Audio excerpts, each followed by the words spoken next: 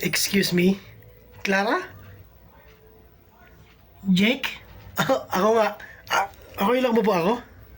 Ah, sige, sure po ka. Ayun, pasensya ka na. Medyo na-late lang ako ng konti kasi nagka-problema lang sa... Hindi. Okay lang. Kakarating ko lang din naman. Kumain ka na ba?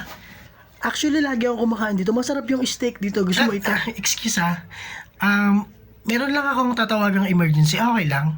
Oh, sige, sure. Sige, take your time. Hello? Hello, ano nangyari? Sis, ito ba si Jake? Ay, di ko alam, wala naman ako dyan. Pero nakasalamin ba? Oo.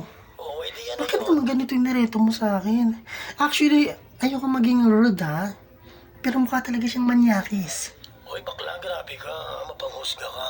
Kilalanin mo muna yung tao. Huwag mo paghintayin. Okay, fine. Sige na.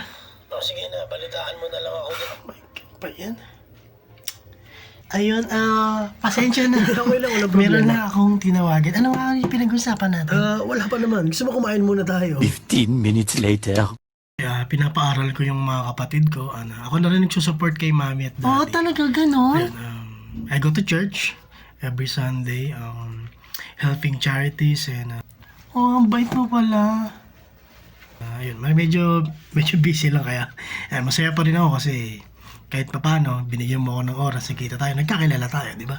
Kaya ayun, salamat sobra sa... Wait lang, sa totoo lang, gusto ko mag-sorry sa'yo. Kasi, huwag ka ma-offend pero nung unang kita ko kasi sa'yo ngayon, sorry, akala ko talaga manyakis ka. Pero nagkamali ako nung... Hindi okay lang, wala namang problema.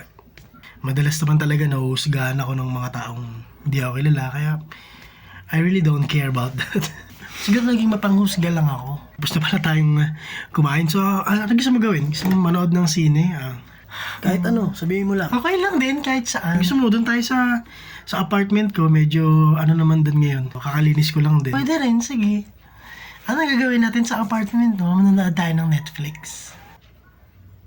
Patingin ako ng pepe mo. Okay lang ba? Medyo nanggigigil na kasi gusto ko talaga makita yan. Naku-curious ako, alam mo yun tuwing nagsasalita ka, gusto ko siyang makita. Ano? Antay sa apartment ko? Ano? Antay sa apartment ko? Ha? Sa apartment ko tayo? Ano? Antay sa Sige apartment? na nga. Ayun, tara.